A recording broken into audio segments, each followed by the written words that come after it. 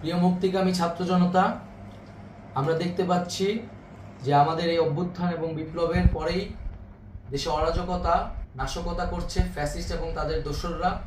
আমরা দেখতে পাচ্ছি যে বিভিন্ন জায়গায় এখন গোলাগুলি চলছে, মন্দিরে হামলা হচ্ছে এবং নাশকতা ও লুটপাট করছে।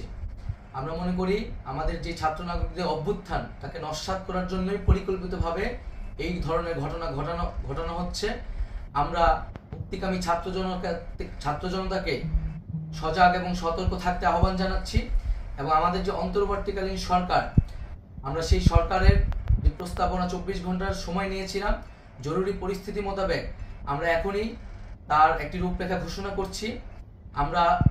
আমরা সিদ্ধান্ত নিয়েছি যে সর্বজন গ্রহণযোগ্য আন্তর্জাতিক খ্যাতিসম্পন্ন নোবেল পুরস্কার বিজয়ী ডক্টর মোহাম্মদ ইউনূসকে প্রধান উপদেষ্টা করে অন্তর্বর্তীকালীন সরকার গঠন করা হবে এবং ডক্টর মোহাম্মদ ইউনূসের সাথেও আমাদের কথা হয়েছে।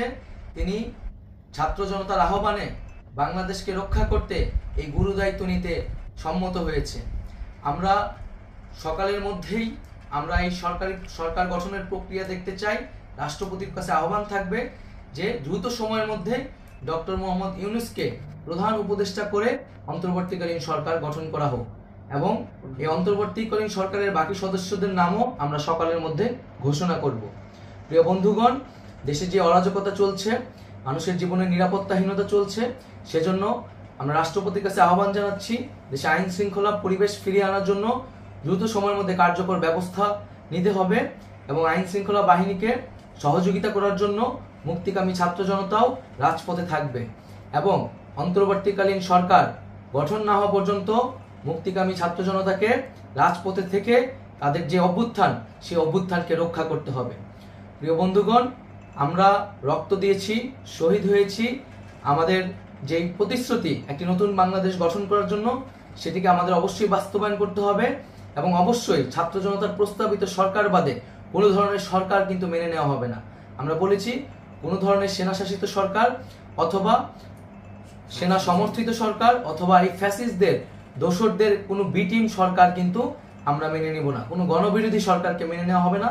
ছাত্র জনতার অভ্যুত্থানকারী যে প্রস্তাবিত সরকার, অন্তর্বর্তীকালীন সরকার, যেটা আমরা সিদ্ধান্ত উপনীত হয়েছি ডক্টর মোহাম্মদ ইউনূসকে প্রধান উপদেষ্টা করে এই সরকার গঠন করা হবে, সেই সরকারকেই বাস্তবায়ন করতে হবে অবিলম্বে। আগামীকাল সকাল থেকে সকলকে আহ্বান জানাচ্ছি রাজপথে থাকার জন্য এবং আমাদের যেই সাম্প্রদায়িক সম্প্রীতি এবং রাষ্ট্রীয় সম্পদ রক্ষা কমিটির ঘোষণা হয়েছে বৈষম্যবিরোধী ছাত্র আন্দোলনের নেতৃত্বে, সকল পাড়ায় পাড়ায় এলাকায় এলাকায় সেই কমিটি পাহারায় থাকবে। আমাদের সংখ্যালঘু কমিউনিটিকে আমাদের রক্ষা করতে হবে, রাষ্ট্রীয় সম্পদ এবং এই দেশকে রক্ষা করতে হবে আমাদের।